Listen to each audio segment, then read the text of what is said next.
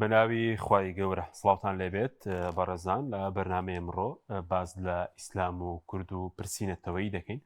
باز لەوە دەکەین کە ئاینی پیرۆزی ئیسلام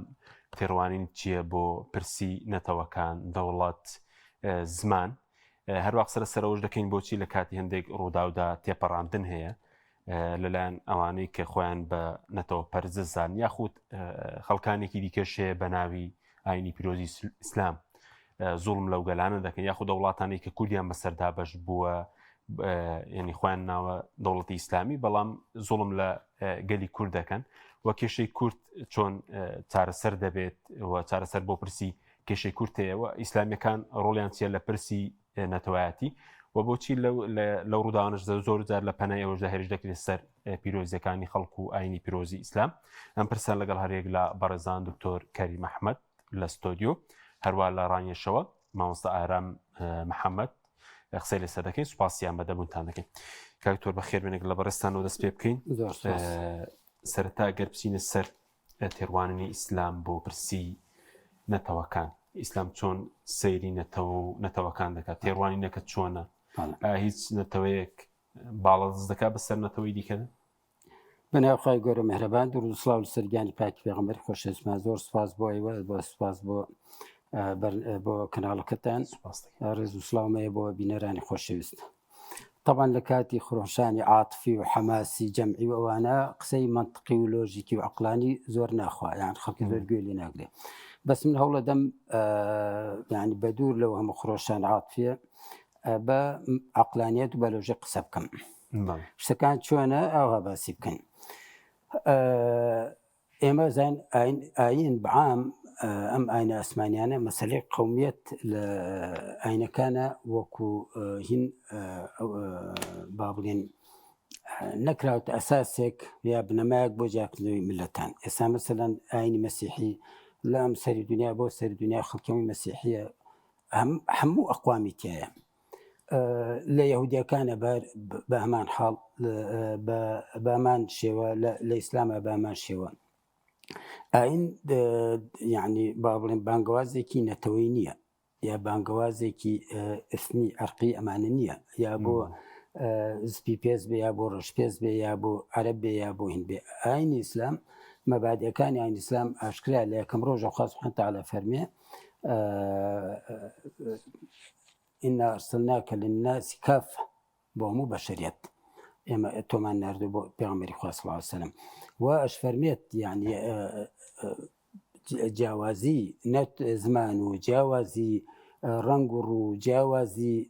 نەتەوەکان ئەمانە هەمووی بەشێکن لە ئایەتی خوا ومن آيات اختلاف ألسنتكم وألوانكم اختلافی زمانەکان و ڕەنگەکان يا أفرمي يا أيها الناس إنا خلقناكم من ذكر وأنثى وجعلناكم شعوبا وقبائل لتعارفوا إن أكرمكم عند الله أتقاكم أحاديث بيغمر صلى الله عليه وسلم زور معنى كلا فضل لعربي على أعجمي ولا أبيض على أحمر أو على أسود إلا بالتقوى الناس من آدم وآدم من تراب الناس سواسية كأسنان المشط أما أنا مو دقي دينين بمروفة كان يعني بەوەی کە مرۆڤن مامەڵیان لەگەڵاکە نەک بۆی کە فلان قەومیەتە یا فسار قەومیەتە یان سپیە یا ڕەشە یا شتێکی جیاوازی هەیە لەنێوان نەتەوەکان نەتەوەیەک سەردەست بێ بەسەر نەتەوەیەکی دیکەدا یعنی دەقەکان ڕوون یعنی بە ڕاشکاوی ئەم شتە باسەکەن خۆتەزانین لە زمانی پێغەمبەری خوا صلی الله علیه وسلم بلالی حەبەشی یعنی زۆر پلە و پێگەی لە دەیان لە ئینانە بەرزتر بوو وهاکذا سلمانی فارسی مثلا کە فارس بوو خۆ پێغەمبەر بە سلمانە فەرمێ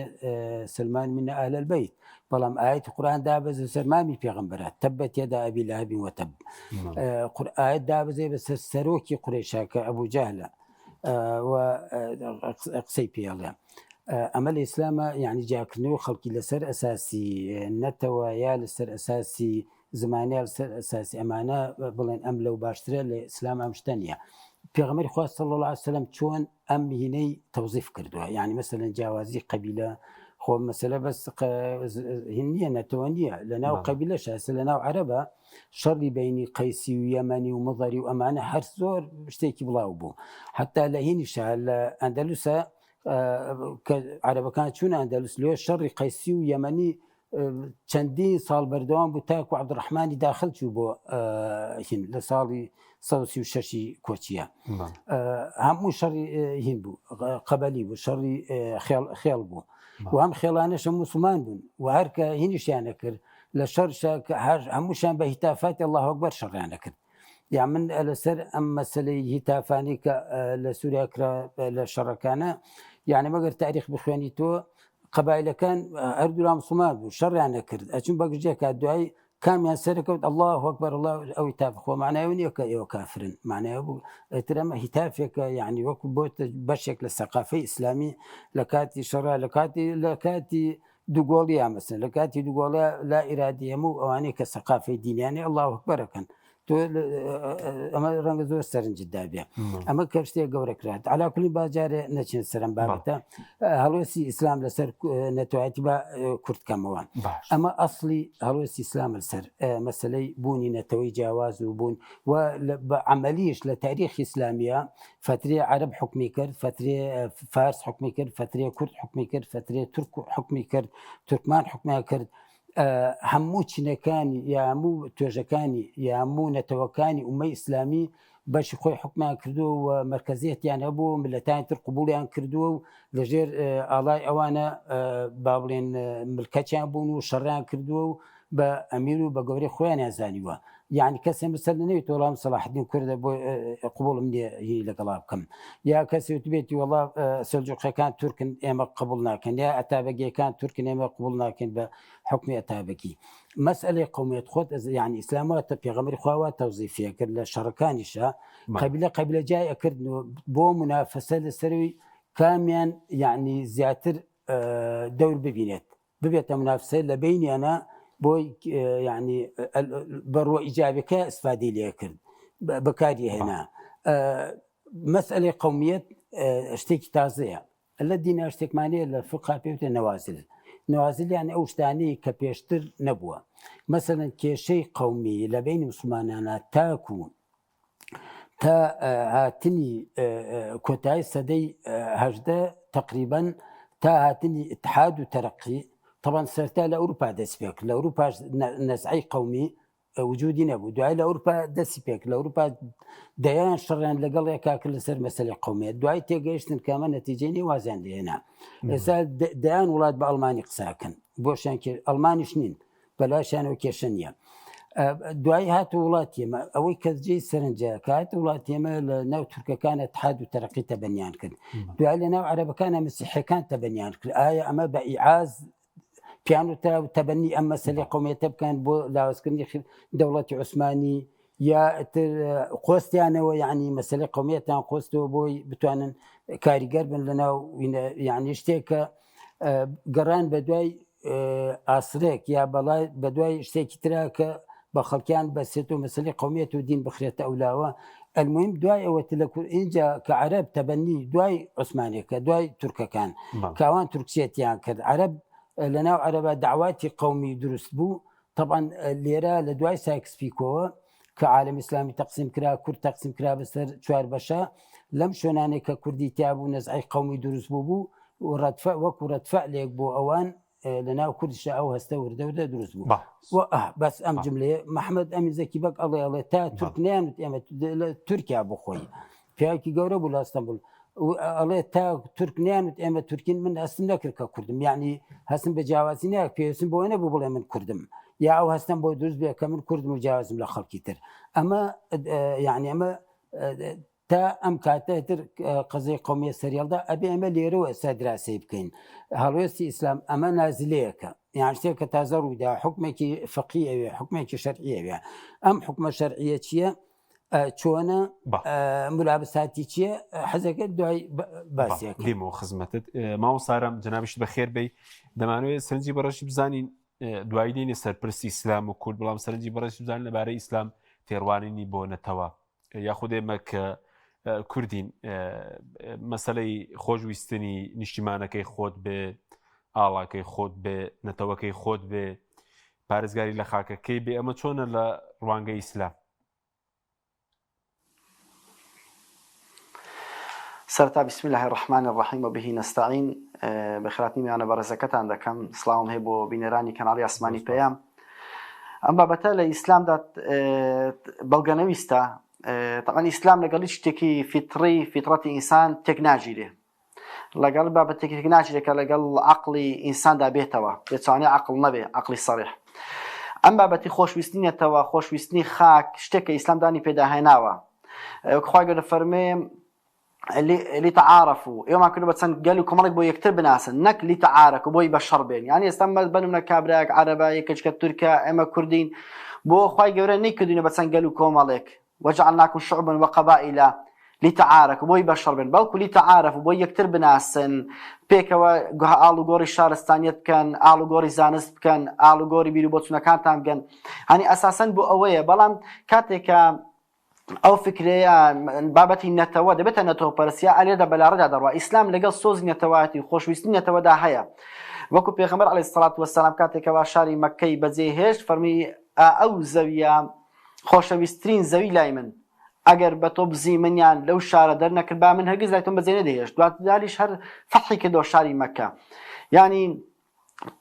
لتاريخي لديروتشي اسلاميش دا تماشاي بكين يعني او نتوانك لسر ارضي اسلامي دانشته زيبون شر نتويان نكدو لقال يكتر يعني بلم او كرد لقال تركيا ياخذ او تركيا لقال عربي شر نتواتين ببلك او شراني كواكراويشن ليره ولا كبراود با ميجي اوروبا شركان زور كمترن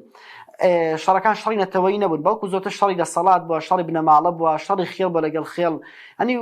نقبل الشرك بو بناوي نتو او كرد لجي عربي سونك او كرد سوك عربي ام زور بابتان نبون وكو ميانا برزكشتان اماجي بيدال بابتدا اسلام بريد شويه لقل بابتي سوز نتواتي خوشويستني اجتماع خوشويستني خاك رزقتن لاله بريد شويه لقل اوشتان ناكوك نيه بقرب بيتسانا والي دكا خاكي خود خوش بي الاجتماعي خود خوش بي اصلا خيانه للاجتماعي خود نكاي اما استحاله لكردستان كشتي دستي او بابتين يعني بشق لواني نعلم هم بشق لواني كوا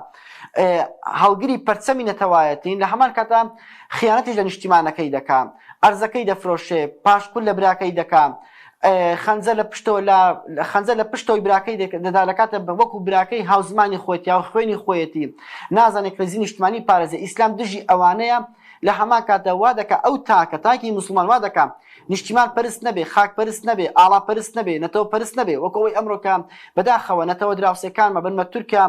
بەشێکی باشیان تا ڕادێک ئەکسەریەتیان بەشێکی زۆریان تورک پەرستە عرب شتێک لەوان باشترن شتێک لەوان نەرمترن بەتابەتی عەرەبەکانی ئەوانەی کە لە ئێمە دوورترن مەسەڵەن عەرەبەکانی خەلیج و سعودیا و یەمەن و ئانی میسڕانە کەمتر نەتەوە پەرستن بەراورد بە عەرەبی عێراق عەرەبی سووریا چونکە لە ئێمە نزیکن واتە ئەو نەتوانێت یەکتر نزیکن زیاتر نەتەوە پەرستیان لە ڕێگ و ڕیشەدا هەیە ئیسلام دژی ئەو نەتەوە پەرستیەیە بەپێچەوانەوە ئیسلام لەگە سۆزی نەتەواتی خۆشەویستی نەتەواتیدا جا سوبحان الله تۆ سەیر کە زۆربەی ئەوانەی کە نەتەوە پەرستن لە هەمان کاتیشدا خیانەت لە نیشتیمان دەکەن خیانەت لە نەتەوە دەکەن ئەو کاتێک کەوا بەرژەوەندی دەسەڵاتەکەی لەگەڵ بەرژەوەندی نەتەوەکەی تێک دەژیرێ ئەو کاتە ئامادەیە 100,000 خیانەت لە خاک و نیشتیمانی خۆی بکە ئەمە ئێستا عەرەبەکان کە دەیبینن باشە ئامادەی خاکی خۆی بفرۆشە بە ئیسرائیل ئێتو لە کاتێکدا یان بەرمە ئەوەی کە وڵاتانی عربي لا دوای جەنگی جیهانی یەکەم هەمویان خۆ بەناوی عوروبە و عەرەبیەت و دروستکردنی دەوڵەتێکی عەرەبی ئومەة العەرەبیە الواحدة ذات رسالة خالدة بەحساب ئەوە هاتن کەچی چەندیان خیانەت لە نەتەوەی خۆیان کردووە لە جەنگی نێوان عەرەب و ئیسرائیل بە هێکتار زەویان دۆڕان لە بەردەم ئیسرائیلدا بەجۆرە کە ئیسرائیل گوتی ئەوەندەی پێمان بکرێت توانین بڕۆین هیچ سوپایەک لە پێش ئێمەدا نییە کەواتە ئێمە دەبێت بزانین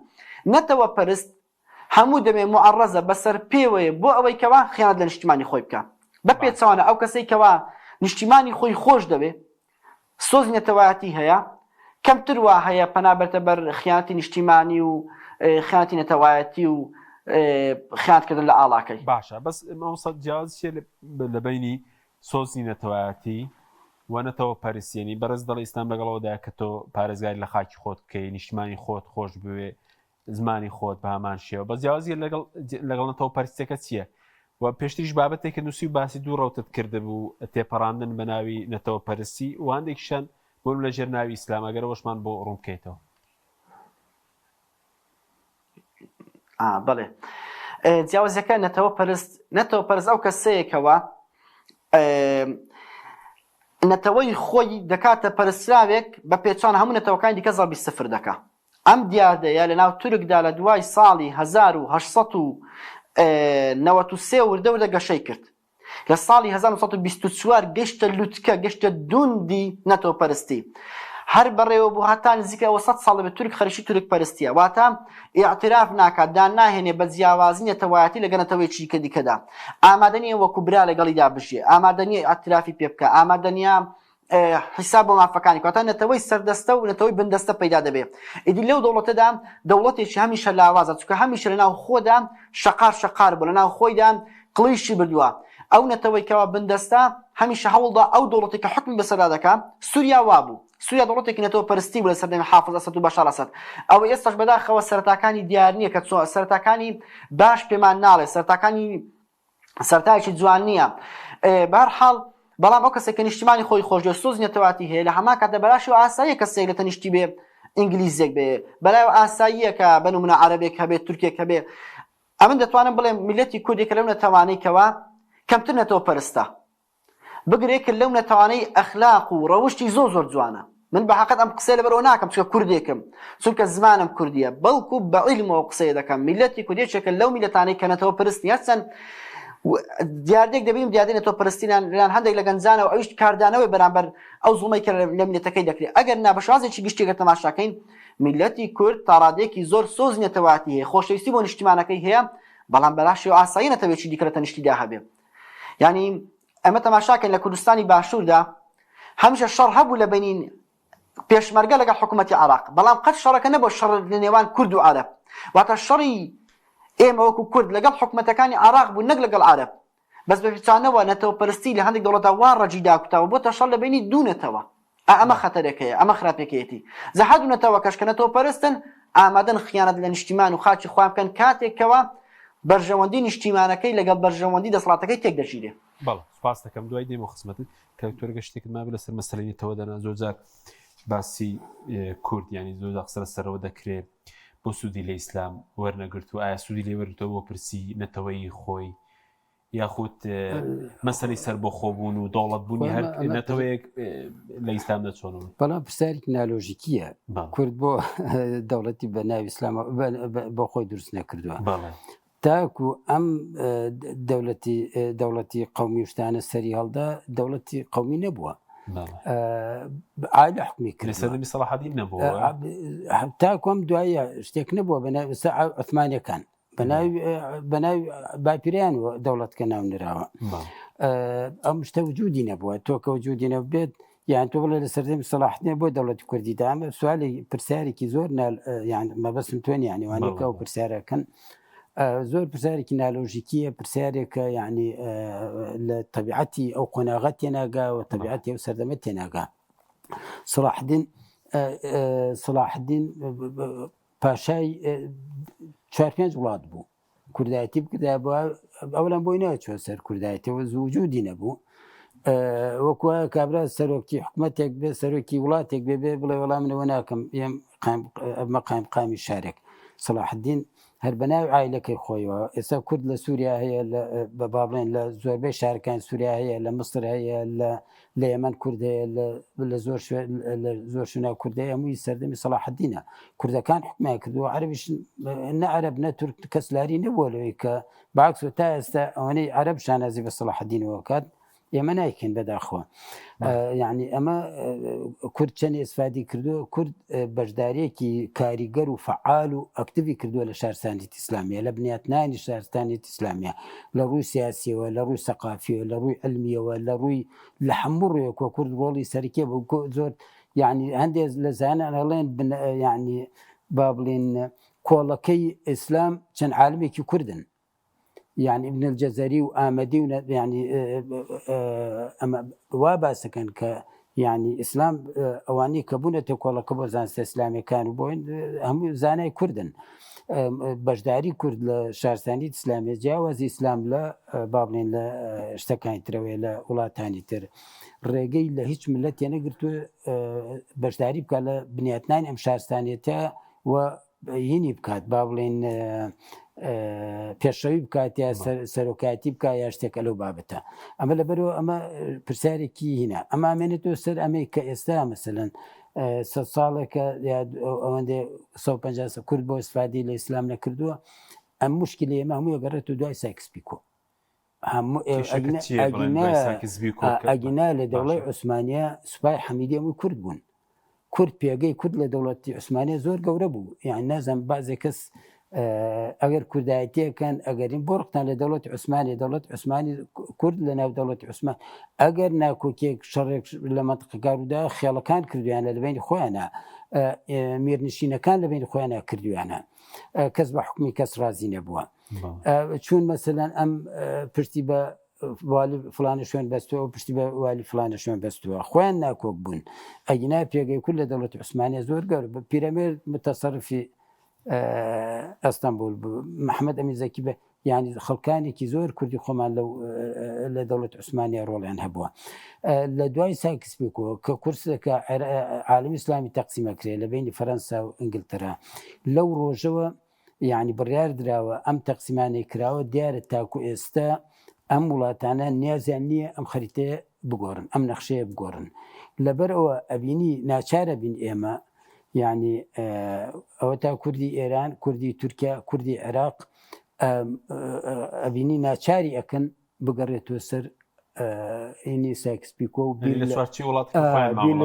بیر لە جیابوونەوە نەکاتەوە و لەگەڵ ناوەندا هین بکات ئەمە یعنی بەداخۆ ئێمە یعنی سوود لەم مەسلەی وەرناگرین باش ناخوێنینەوە ئەتر نازانم سیاسەکان ئەمە ئەزانن و ملت چاواشەکەن یا نایزانن ئەوە تامە هەموو مؤشرە یا هەموو شتەکان ئاماژە بەوە دەن کە تا ئێستا وڵاتانی زلهێز ڕاستینین ئەو نەخشەیە دەستکاری بکرێت ئللا مەگەر خۆیان هەندێک شوێن بۆ مەبەستی تایبەتی خۆیان مەسەلەن بەشی لێرە جاکەنەوە بەشی لەوێ جاکەنەوە مەسەلەن ئەمە کەمکەم ڕوویداوە بەس ئەسڵی مەسەلەکە پاراستنی ئەم سنوورانی کە داێناوە بە کوردیشێ پێچی ینی کوردێکێکن لەو نەتوانێت پیان وترا لەو لە دەروی ئەو نەخشەیە بۆتان نییە ئیش بکەن بۆیە ئێمە منەڵم ینی هینی هەڵوێستی حرەکەی ئیسلامی ئەگەر ئمە بگەڕێن و سەر ئەمە ینی هەڵوێستی حرەکەی ئیسلامی مەبەستم لە حرەکەی ئیسلامی ینی تەوژمی ئیسلامی لەوەتی سەری هەڵداوە تا ئەمڕۆ لە کێشەی نەتەوایەتی چییە ئەمە کێشەی ئەم مەسلەی کە پێویستە باسی بکەین و ئەو گۆڕانکاریانەی بەسەرێ هاتووە ئەمەش پێویستە باسی بکەین سەرتا خۆزانی کە حرەکەی قومی سەری هەڵدا لە دوای ڕوخاندنی خلافەی عوسمانی یەکەم حرەکەیەکی سیاسی ئیسلامی سەری هەڵدا لە وڵاتە عەرەبیەکانە حرەکەی ئیخوان الموسلیمین بوو حرەکەی ئیخوان الموسلیمون حرەکەیەکی ئیسلامی بوو باوەڕی بە حرەکەی قومی نەبوو باوەڕی بە ینی جیابوونەوە لەسەر ئەساسی قومیەت نەبوو باعتبار ئەم وڵاتانە هەمووی وڵاتی ئیسلامین ئەبێ یەک سیستم حکومان بکات کە پێوتە خلافەی ئیسلامی باوەڕیان بە حرەکەی قومی نەبوو لەبەرەوە لە ناو عەربی شامل ملانێکی زۆر لە بینی قومیەکان و لە بینی حرەکەی ئیخوانە هەبوو طبعاً ئەم حرەکەی ئیخوانە هاتووەتە کوردستانی خۆشمان ئەوە تەیاری ئیسلامی لە کوردستانی خۆشمانە باوەڕی بە قەزەی نەتوایەتی نەبوو وەکەوەی کە جیابوونەوە لە هەمان ئەدەبیات بوو جیابوونەوە لە نەتەوەکانی تر بەڵام ترەمە ئێستا گۆڕانکاری بەسەراتۆ لە ژێر کاریگەری واقعە ئەو واقعی کە گۆڕاوە ئەو شەوەیە کە لە خۆی ئیسلامیەکان بەشدار لە خەباتی دژی باس بۆ مەسەلەی دەرنانی ئاختۆ گەر بگەڕێیت و ئەمە لەکەیەوە ئەمە لە دوای کۆتای شتاکان لە کوتایشت بەستا ئەو کاتە بڵێن تەوژمی ئیسلامی باوەڕی نە بە حرەکەی قومی کوردی بوو نە بە حرەکەی قومی عەرەبی نە بە حرەکەی قومی تورکیە و نەبێ بڵێن وڵا عەرەبەکان باوەڕیان بە حرەکەی قومی عەرەبی هەبووە و نەیانێشتەوە کوردەکان باوەڕیان بنە مەسئلەی قومیەت یعنی جیاکردنەوەی ئەم ملەتان سەر ئەساسی قومیەت لە ئەدەبیاتی حرەکەی سیاسی ئیسلامیان نەبوو دوایی لەژێر کاتێک کە حکوومەتی عەرەبی دروست بوو حەزبی باس لە عێراق و تەمە لە مسر کە سەرچاوی ئیخوان بوو کوردشتی وای لێ نەبوو نەتەوەی تری لێ نەبوو هەر عەرەبی لێ لەگەڵ ئەقباتەکانە با بڵێن کە ئەوشان هەر بە عەرەبی قسەکەن لە وڵاتانەی کە عەرەبی تیابوو و نەتەوەی تری تیابوو یا تورکی تیابوو نەتەوەی تری تیابوو یا فارس تیاوە نەتەوەی تری تیابوو ئەلەوێتر وردە ئەم حرەکەی قەومیە زاڵ بوو و لەسەر ئەساسی حرەکەی قەومی ئەتوانین بڵێ ئێستەم دەستی پێکرد وە لە کوردستان شەبە نازەمەر وەختم زۆر گرت بێ لە کوردستانە یعنی ململانەی یەکەمی کورد لەگەڵ ئینگلیزا بوو ململانەی یەکەمی کورد لەگەڵ عەرەبا نەبوو لە شێخ مەحموودی حەفید لەگەڵ ئینگلیزا شەڕی بوو چونکە داوای مافەکانی لە ئینگلیز دەکرد ئەرزانی شتەکە بەدەست ئینگلیز نێدایە ئەوەت بوو لە ئەنجامە ئینگلیز گرتی و دەربەدەری کرد و نەفی کرد و شۆڕشی بیست شۆڕشەکانی عێراق کەڕوودا کورد و عەرەب و سوننە و شیعە هەموو بەیەکەوە کردویانە یعنی ململانەیە لە بینی کورد و عەرەبا دروست نەبووە تا دوای سقوتی مەلەکیەت لە سەردەمی مەلیکا گەرەمە بگەڕێنە بۆ سەردەمی مەلەکیەت لە سەردەمی مەلەکیە ئەوەنە وەزیری کورد و با بڵێن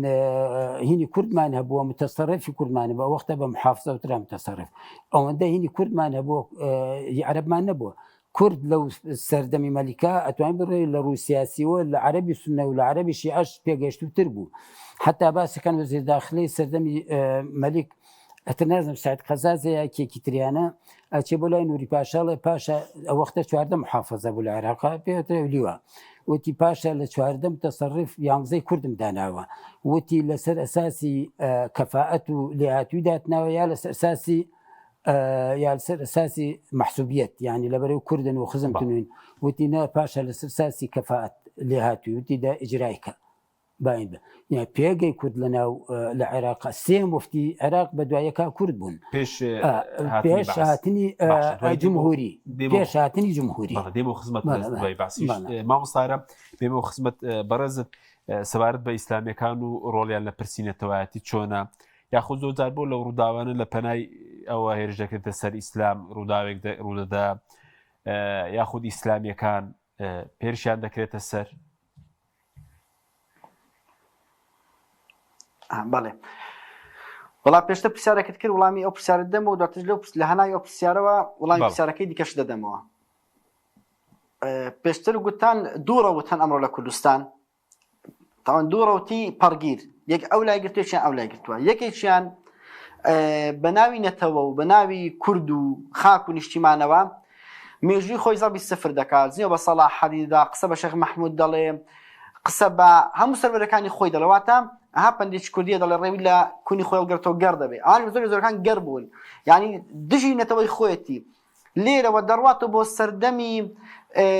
میدیا و کەی خوسرەوە ئەوانە بەڵام مێژووی 1000 ساڵی خۆی کە ڕوونتر دیارە وازەحتر دیارە ئەوەی زەڵبی سفر دەکات دەپەڕێتەوە بۆ ئەو بەری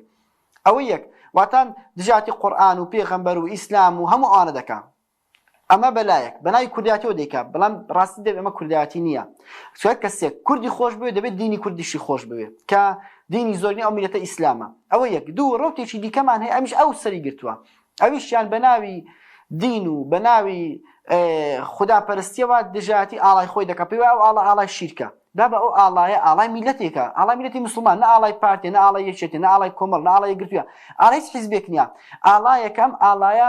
لە ساڵی 1990 دانراوە لەسەر دەستی کۆمەڵەی تەشکیلاتی کۆمەڵایەتی کورد دواتر بوو دەگەشەی کرد کۆماری ئارارەت زیاتر گەشەی پێدا شتی بۆ زیاد کراشتی لێکم کراوە دواتر قازی محەممەد ئەنی بەسنسی ئەتو بۆ ئەو ئاڵایە شەتەک دەدەی لە حیزبێکی دیاری کراودا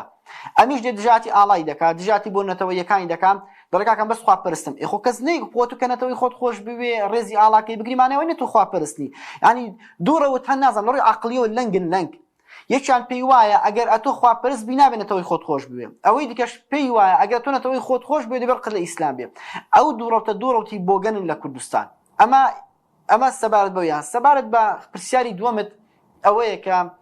بۆچی هەموو جارە قسە بە ئیسلامیەکان دەبێت لەباری نەتەواتیەوە ئەمە دوو هۆکاری هەیە ڕاستی هۆکارێکیان ئیسلامیەکان بۆ خۆیان تاوانبارن هۆکارێکیان ئەو ڕەوتە تاوانبارە هەر بۆ خۆی یعنی دڵێکی ڕەشی هەیە ناخێکی بۆگەنی هەیە بەرامبەر بە حیزبە ئیسلامیەکان بەرامبەر بە خودی ئیسلام کە دەبینێ بن لە کوردستان شەپۆلێکی گەورەی دینی هەیە لە کوردستان ئەوە لەو لای خولێکی حەدیث هەیە لە لای خولێکی قورئان هەیە لەو لای تاقیکردنەوەک دەکرێت بۆ فرمودەکانی پێغەمبەر صلی الله علیه و سلم بە هەزارها کەس بەشداری دەکات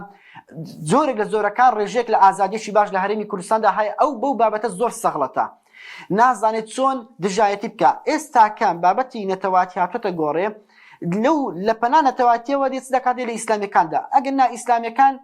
هیچ گایەکیان لەو جێرەیدا نییە کە ئەوان دێن ئیسلامیەکانی پێتاوانبار دەکەن ئەرێ کاکە ئیسلامیەکان خیانەتیان کردووە نەخێر کاکە سوپای زەڵەتیشان هێناوە نەخێر جاش بوو ڕۆژێک لە ڕۆژان نەوەڵا کاکە ئیسلامیەکان ڕۆژێک لە ڕۆژان بە قسەی تورکیا بە قسەی ئێران شەڕیان کردو لەگەڵ حیزبێکی باکوور حیزبێکی ڕۆژهەڵات نەوەڵا ئەوەشیان نەکردووە هیچ زنجیرە شاخێکیان تەسلیمی یەک لەو دەوڵەتانە کردووە نەوەڵا ئەوەشیان نەکردووە ئەرێ کاکە سەرکردەیەکیان هەبووە فایلی هەبێ ئەنفالسی بوون ئەنفالسیان داڵدەداوە نەوەڵاوە نەشیان نەکردووە ئەی بۆ ڕقت لێنا پندێکی کوردی دەڵێ بیانوی پندێکی کوردی هەیە دەست ئەگە دەست بێت تاریکەشە و زۆرن ئەوان چونکە ڕقیان لە خودی ئیسلامە بەڵام دێ بە ناوی دژاتیکردنی ئیسلامیەکان بە ناوی خزمەتکردنی نەتەوەی کوردی دێر لێچدا لە ئیسلامیەکان دەدا لە کاتدا ئیسلامیەکان خزمەتێکی زۆری ملەتی کوردیان کردووە لە نەوەتەکان بێزگە لە خەباتی نەتەواتی کە لە شاخەکاندا دەیان کرد لە ناوخۆی کوردستانیشدا دەستیان بەسەری چەندەها هاتیودا هێناوە باوەڕت هەبێ کاک حەکیم یەک لە هۆکارەکانی ئەو ڕۆی ئاسایشی کۆمەڵایەتی لە کوردستان هەبوونی حیزبە ئیسلامیەکانە هەبوونی ڕەوتە دینیەکانەوە هەم سەلەفی هەم سۆفی هەم شێخانی تەریقەت هەم حیزبە ئیسلامیەکان هەم خەڵکێتی دیندار هەم مامۆستانی ئاینی هەموو ئەوانە هۆکارێکن بۆ ئاشتی و ئاسایشە کۆمەڵاتێکە لە کوردستاندا هەیە دەزانی چەندە گەورەیە گەنجێکی 16 ساڵان 2 دەفتەر دۆلار دەدۆزێتەوە و بەڵام وحدەی پێنێ تەلەفۆن بۆ خاوەنەکەی پێچێت مۆبایلەکەی وەردەگرێت لە یەکێک و تەلەفۆن دەکا کاکە وەرم پارێ بدەمەوە لە دەفتەرێک دۆلار وحدەی مۆبایلی پێنێت تەمەح ناکات سە دەفتەر دۆلارێک بۆ ئەمە کەمە ئەوە دەبێ بنووسێتەوە لە کتێبی تاریخدا کە میلەتی کورد لە فڵان ساڵێدا ئەوەندە دەستپاک بە گەنجێکی ئاوا بە گەنجێکی ئاپەرۆ دەکرابووە بەڵام مەستم ئەوەیە کە ئەوانەی کە لە ئیسلامیەکان دەدەن بابەتێکی دیکەی لە پشتەوەیە کە ئەوانە بوون ئەو ڕەوتە بۆگەنە بوون کە دەمێدی باسم کرد کە بە ناوی کوردەوە ڕقیان لە ئیسلام مسلمانەدان تۆ بۆ نمونە بۆ جنێوە بە مامۆستا علی قەرداغی دەی بۆ جنێوی پێدەی ئەو هەموو خزمەتەی کردووە بۆ جنێوی مامۆستا علی باپیر دەی بۆ جنێوی مامۆستا لەحەدی دەی ئەوان چکێش ئەنی من نازانم چ شتێکی بتوانێت بیکێ بەڵگە لە سەرن ئەوە خاڵی دوێن کاک حەکیم دەبێ ئێمە وەریگرین ڕخنە لە خودی خۆشمان بگرین بەڕاستی لە بابەتە ئیسلامیەکانیش تاوانبارن بەوەی کەوان نازانن دەم و دووی لانی نەتەواتیان نییە کاکەس وەرە تەماشاکە چەند سوود نەتەواتی تێتەوە وەکو حیزبێکی ئیسلامی چەند سوود نەتەواتی تێ من پێم خۆشە ئێستا بە پسەباڵاکانی کۆمەڵ یەکگرتو جوانە قسێ بێ کوا سوود نەتەوەیەکانی هەردوو حیزبی کۆمەڵ و یەکگرتو کاکە ڕۆژی ئاڵای کوردستان کە داتێت چی تێدا سەرکردەکانی حیزبی ئیسلامی ئەوانش تەحیە بکەن و ئاڵای کوردستان هەڵدەن ینی بۆ ئەوانش نازانن کە لە ڕووی نەتەوەیی و زۆر بەکردەوە نەتەواتی خۆیان سەلماندووە ئەوان دەستە تورکیا ئاڵای کوردستانیە بۆ دادەندرێ دەستە تورکیا بڵێت تا ئاڵای کوردستان دانەنێ من لەگەڵ دانانیشم دەستە تورکیا ئامادە نییە بە پارتی کرێکارانی کوردستان لە باکوور بڵێ ئەمە حیزبێکی تیرۆریستیە بە پێچەوان و مامۆستا علی باپیر دەڵێ وەکو حەماسە و خەباتەکەی ڕەوایە ئەمما ڕێبازەکەی ناڕەوایە ئەوە شتێکی دیکەیە بەڵێ ڕاستە ئایدۆلۆژیای پەکەکە ڕێبازی پەکە من وەکو مسلمانێک ڕێبازەکە پێ ناڕەوایە بەڵام خودی خەباتەکەی کە دەیکا بۆ دۆزی کورد ئەویان جێ ئەویان ڕەوایە ئەو لەوێدا ئەوانە تەوەیانە مامەڵە دەکا ئەی بۆ نایەی تۆش داستانەکانی خۆت باسکەی ئەو هەموو داستانت هەبوو لە شاخەکان داستانت هەبووە لە کەرکووک داستانت هەبووە لە کۆڕێ داستانت هەبووە ئەو پێشمەرگێت هەبووە کە کاتی خۆی لە بەرەکانی جەنگدا لەژێر ڕژێمی بەعەس شەهید بوون بۆ نایی باسی کە وەکو خەڵکی دیکە بۆ خەڵکی دیکە دێ باسی دەکا باسی لای نەتەواتی خۆی دەکا باسی کوردستان دەکا ئەتۆش باسی بکە ینی بە شێوازێکی دیکە بڵێم خودی حیزبە ئیسلامیەکان بۆ خۆیان هۆکار دەن بەدەستەوە بۆی ڕەوتەکە ئەو ڕەوتەی کە بە ناوی نەتەوەپەرستی و لەیاندا بیانی بکوێتە دەست ئەگەر ڕاستەکە دەبێت ئیسلامیەکان لای من نەتەوەیترن لە ڕەوتە ئەلمانیەکە بە عیلمیشەوە قسێ دەکەم بە عیلمەوە قسێ دەکەم ئیسلامیەکان زیاتر نەتەوەیترن هەر خودی ڕێزگرتن لە ئاینی ئیسلام نەتەوەی بوونە ڕاستی بیان ناکرێت تۆ نەتەوەی بی بەڵام دژاتی ئاینی میلەتەکەت بکەیت لە غاندی دەپرسن تۆ چۆنە هیندۆسی و گاپەرستی دەڵێ من باوەڕم بەو گاپەرستی نییە کە گەلی هیندێکا بەڵام دەبێت ڕێزی ئاینی میلەتەکەی خۆم بگرم باشە چ ڕێزی ئەو ئاینی ئەو میلەتە بگرێت کە ڕاز دەکەی تۆ میلەتی کورد خۆش دەوێت ڕێزی ئاینی ئیسلامیش بگرە ڕێزی پێغەمبەر محەممەدیش بگرە عەلەیهی ئەفزەل الصەڵات وەتەسلیم ڕێزی سەحابیەکانیش بگرە جا من لێرە با وڵامی شتێکی کەش بدەمەوە زۆر جار دەڵێن کاکە وەڵام ئیسلامیەکان هاوردن وەک بڵێ فکری ئەوان مەحوی نالی دایان نابێت دەڵێ کاکە ئێمە پێویستە بگەڕێنەوە بۆ ئیسلامی حوجرەکان من بە ئاڵنگاریەوە قسەی دەکەم با وەڵڵاهی نالیشیان قوبوڵ نییە مەحویان قوبوڵ نییە مەولەویان قوبوڵ نییە سالم و هیچ ئەوانیان قوبوڵ نییە دەوەرە وەرە من وەرە عەقیدەی مەولەویت قوبوڵ بێ العقيدة مرضية دا سبارت بخواي غير كقصدك ورا أو دينة قبول بك نالي هيتي ورا أو دينة قبول بك بزانا أو هم خوشويستي محبوب بيغمبر إخوة هيت عليه الصلاة والسلام كوات أوت قبولينيا أو محوي نالي وسالم واني لا تعود زي قبوله كذا داخل السياسة ناكا كذا داخل السياسي كده وكو دينك وكو مسلمانك دناكا كوا دين شاوردك هكا بودين وهاوردي أو دين بوساتو كذا داخل السياسة ناكا أو دين بوساتو كذا داخل دولة ناكا زا براستي أو دورته هم أو روتي كوا باوري بعلى كردستان يبناي خواب برستي هم أو روتش كام دجي خواب بيخبر بناي نتو برستي هر دو روت يكن براستي حرشان بوسر آسايشي كمالاتي كردي بيوستا إما لكم أجا كرديدا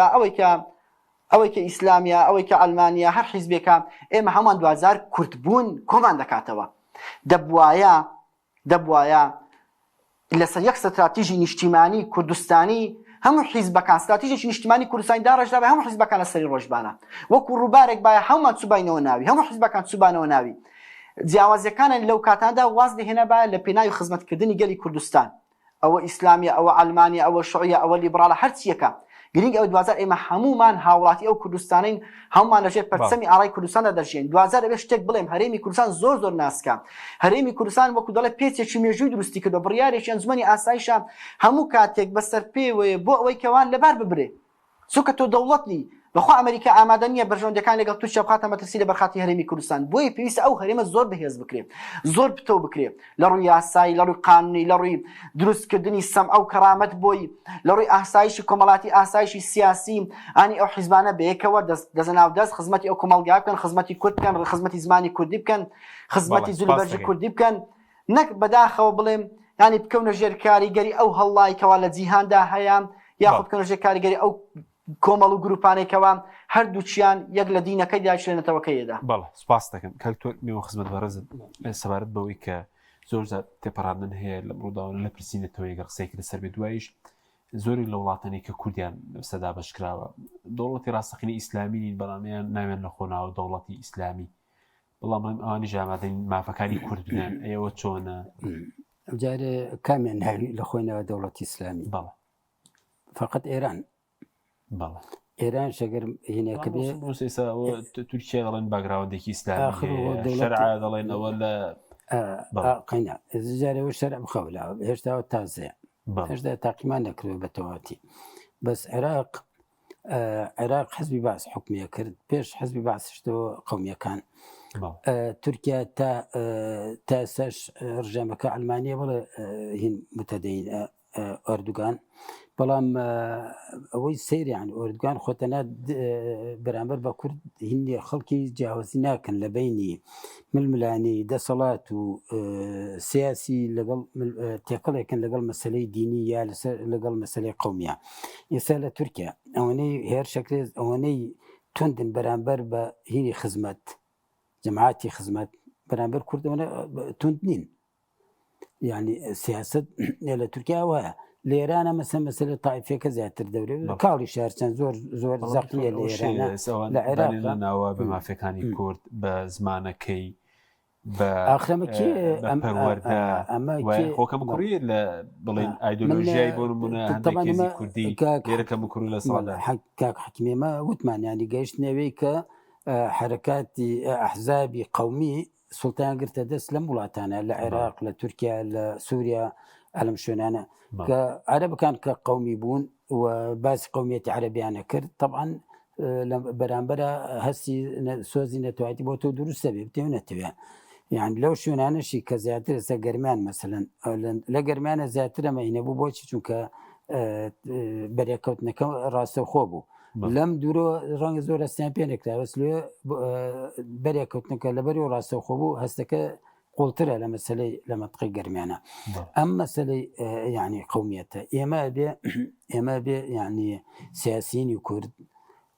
بیرمەندانی کوڕ ڕۆشن بیرانی کورد ئەبێ ئەوە بزانن ئێمەی ملەتی کورد یعنی ئەوە دووسێت ئەزمونمان هەیە ئەوە دەرکەوت یعنی دەرکەوت وڵاتە زل هێزەکان لە دەروی ساکسپیکۆیچ ناکەن و ئێمە ئەزمموی ئێرانمان هەیە کە قازی محەممەد کە دەوڵەتەکەی لە 45 ڕوخێنرا ئەزمموی و ئەزمموی کوردستانی خۆمانمان هەیە لە ساڵی چەند بوو یەک بوو هێڵی 36 بۆ دانێن وانە ئێستا گێڕاندینیانەوە بۆ هێڵە 36 وایە سەر هێڵی 36 یان ئەو ماوەی ئێمە لە کەرکک بوون و لەو منطقە لە ناوچە دابڕاوکان بوون ئەمریکا ڕازی بوون لەوێ دەربکرین لە تورکیاوە تا دوای 40 ساڵ زیاتر لە قوربانیدان و لە ئینکردن ئێستا ئۆجلان تێگەیشت کە ناتوانێت جابێتەوە ئەو بانگەشەی بۆ کورسانی گەورە کرد وانە بوو ئێستا بانگەشە بۆ چی ئەکات دەڵێ کۆمەڵگەی دیموکرات دەڵێ دەوڵەت نەتەوە چارەسەر نییە فیدراڵی چارەسەر نییە یعنی ئێمە ینی سیاست مەدارانی کورد یا بۆیە من خۆ تێڕوانی خۆم ینی شخصی خۆم بۆ مەسلەی ئەم نەتەوەتی یا کورد و ئیسلام و نەتەوە شتانە یعنی ئێمە ئیسلامیەکان مەفروض وایە فۆرمی خۆیانیان هەبێ یعنی شوێنی فۆرمی چەپەکان و ناسیۆنالیستەکان نەکەون بەچی مەجارەکرێتەوە ئەمە بەچی جاکرێتەوە مەسەلەن من تێگەیشتم کە قوبوڵ ناکەن من هینێکی قوارێکی هینمە بێ قوارەیەکی سەر بە خۆمە بێ کاتە بێ چی بکەم بێوڵ بەم پێگەی خۆم لەناو ئەو وڵاتە بەهێزکەم پەیوەندی خۆم لەگەڵ پێکاتەکانی ترا بەهێزکەم بۆی مافکانم بەدەست مادام ئەمڕۆ کاڵێن هێنی هاوڵاتی بوون یان هیچ بۆ بنەمای هاوڵاتی بوون بکەین نەک ئیش بۆ یانی سەر تۆ لێرە ئەمانەی من ئەمانەی کوردستانی خۆمان ئەبینی یان سۆشیال میدیان پڕ کردووە لەم مەسلەی کورد و عەرەب و ئەم شتانە نەتوایەتی وە زیاتر ئەرشانە بەسەر ئیسلامە و من سێرم لێ دێ یعنی دەسەڵاتی کوردی مەسەلەن هینە کەناڵە ڕسمیەکانیان کەناڵ ڕسمی ئێستا پارتی مەسەلەن پارتی دیموکراتی کوردستان هەموو زین لەگەڵ تورکیا هاوپەیمانە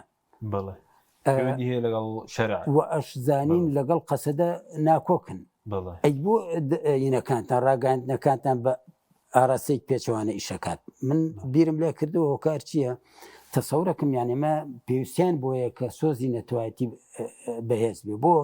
چونکە لە ئەنجامی ئەم حکمڕانەیە کە کردویانە خەریکە سۆزی نەتەوایەتی هەستی نەتەوایەتی نیشتمانێتی لەناو تاکی کووردا نامێنێ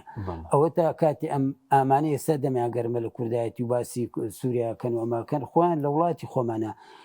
معارزە و ئەمانەیە حتا بە خەڵکانێکی سەر بەخۆش کاتێکا چن لە بەغا شکات لە حکومەتی لە دادگای فیدراڵی شکات لە سەرۆکی هەرێمەکان یا شکات لە هەرێم ئەکەن ئەمە پێگەی هەرێم لەقناکە لە عێراقا ئەیکان نایکات تۆ پاسا و بەی بە دادگای فیدراڵی بێت تەدەخل لە وردەکاریەکانی حکومەتی هەرێما بکات ئەمە تو خۆمان یان لەبەر موچە ئەمانوێ هەرێمەکەمان لەناوبەرین ناوەند بێنینەوە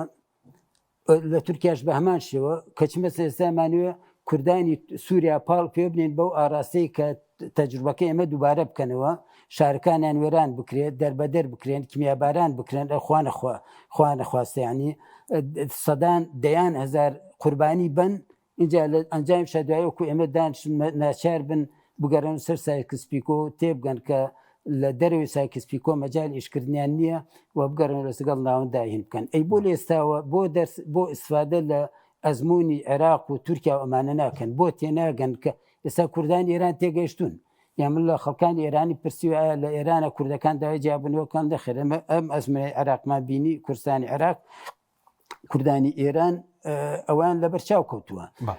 نازانترەمە لەسەر ئەو عجبە ئەو کەسە تعبیر لە ئەوەی کە بۆی باسکەم تعبیر لە هەموو کوردی ئێرانەکە یاناکە نازانم ئەلموی من ئەوم لەو کەسە بیست مەقسەد میانی ئێمە فۆرم ئێسێمە ئەگەرمانێ باسی نەتەوایەتی بکەین ئەبێ بە فۆرمی خۆمان باسی بکەین واقعیانە باسی بکەین خەڵکی چاواشە نەکەین فونەکەین بە خەڵکی هەستی نەتەوایەتیان نەخروشێنین و لەو لاشۆیچمان پێ ناکرێ یعنی من هانی خەڵکێ دەموفیان پیاکەمووی شەکەم لەو لاشۆ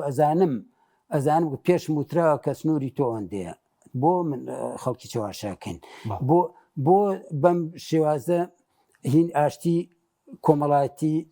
وڵاتەکەی خۆت تێکایی و شارەکانی خۆت تێکەدەین سپاس دەکەم دێمەوە خزمەتەگە دەرفەتە بوو کاک مامۆستا ئارام بێمەوە خزمەت بەڕێزت باسی ئیسلامیەکانیشمان کرد وە سەبارەت بە مەسەلەی ئیسلام و کورد تێکەڵ کێشراوە بەڵام بڵێن ئایدۆلۆژیای دیکەش هەیە بڵێ چارەسەری پرسی کورد لە ئالمانیەتە چەپە ئیسلامە چۆنە جا لەم پارچەی بێ لە پارچەکانی دیکە بێ بەڵێ وڵا سەبارەت بە چەپ ئایدۆلۆژیای چەپ لە کوردستاندا یاخود ئەلمانیەت هەتا ئێستا ڕاستی ئەوەی کەوا سەرکەوتنی بەدەستهێناوە لە تاڕادەیەک سەرکەوتن هەرێمی کوردستان بوو ئەویش هێشتا نەگەشتە پایان بگرە ناو خۆدا کلۆر بە کلۆرێکی گەورەش هەر خودی ئەوانەی کە کوردستانیان گەیاندە ئێرە هەر ئەوان بۆ خۆیان خەریکن درەختی کوردستان دەبڕنەوە بەداخەوە بە گەندەڵی و نەهێشتنی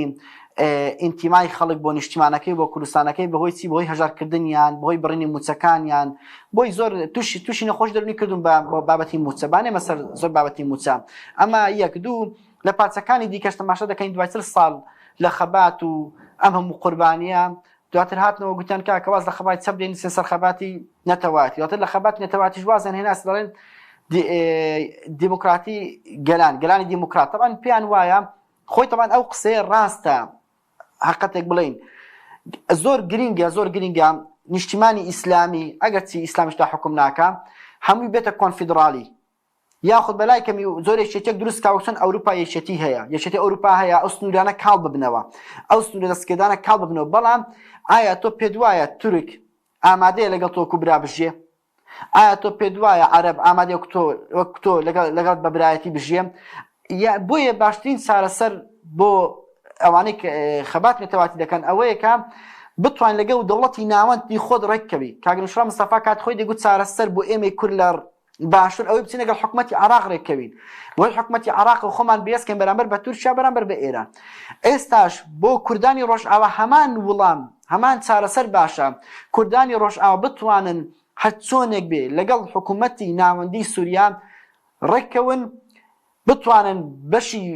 خۆیان لە حکومڕانیدا لە وەزارەتی دیفاعیدا لە وەزارەتی ناوخۆدا پێ ببڕێ ئەمجا لە هەمان کاتیدا بە شێوازێکی فکری بەحت توند حکم نەکەن بەسەر کۆمەلگای کوردیدا بەڕاستی زۆرێک لە حکمێکی مەدەنی پەیڕۆ بکەن لەسەر کۆمەلگای کوردیدا نەک بڵێ ئیلا ئەو فکرەیە کە من پێم ڕاستە ئەو ئایدۆلۆژیا کەم پێم ڕاستە زۆرێک لە ئازادی بدا بۆ خەڵکە ئەنی ئەبەوە کوردستان گەشە دەکات بەڵام تۆ ئەوکو گوتم ئەمجار ئەلمانیەت بە حەقەت ئەگە بڵێن بتوانێت لە ڕووی سیاسیشەوە سەرکەوتو بێ لە هەندێک ڕۆ ناتوانێت سەرکەوت بێ بەنسبەت کۆمەلگای کوردیەوە ناتوانێت سەرکەوت بەنسبەت کۆمەلگای کوردیەوە بەتایبەتی لە ڕووی ئەوەی پێگەیاندنی تاکێکی دڵسۆز بۆ داهاتووی کۆمەلگا لە ڕووی دروستکردنی کەساتێکی بەهێز کە بتوانێت ڕوبەڕوو بێتەوە ڕاستە ئێستا دەبێت ئاعتراف بۆ بکەین ڕاستە ئێستا ئەوانەی کە سەر بە باڵی چەپن لە خەباتکردنیاندا زۆر بەهێزن زۆر ئازان زۆر جەسوورن بەڵام نەداهاتوە کاتێک کە بۆ خۆ دێ سەر حکم و خەڵک زۆرێک لە زۆرەکان دەگاتە حاڵەتی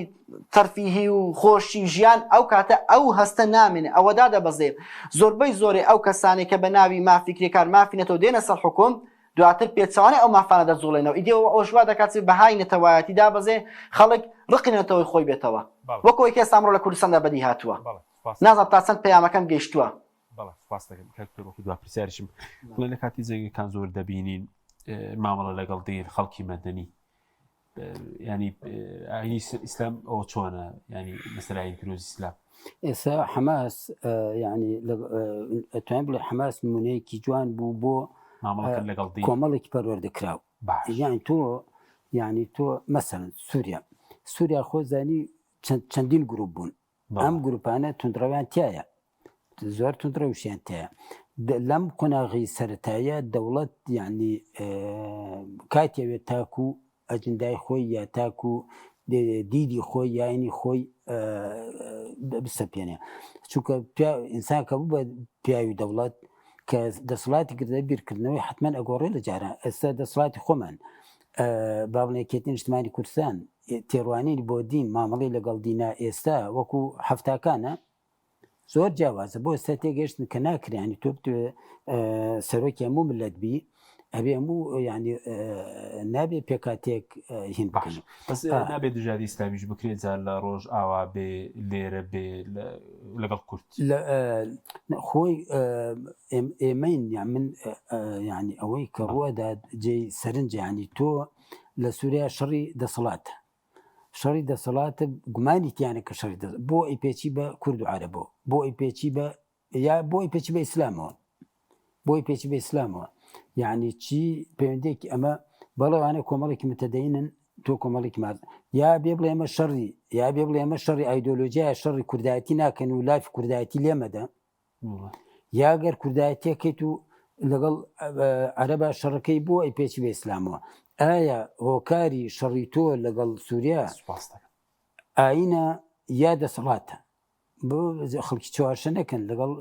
ڕاست لەگەڵ خەڵکیان بەس منەوەی ئێزام ئاخر قسەمەوەیە کە ینی چەپەکان ئەمە